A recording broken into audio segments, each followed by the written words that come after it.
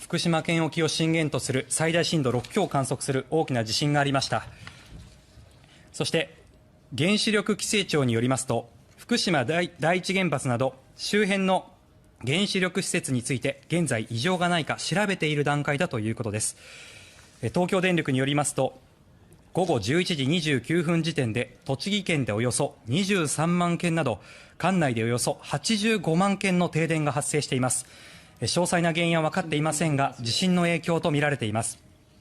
東京電力によりますと、栃木県でおよそ23万軒、管内でおよそ85万軒の停電が発生しているということです。詳細な情報入り次第引き続きお伝えします。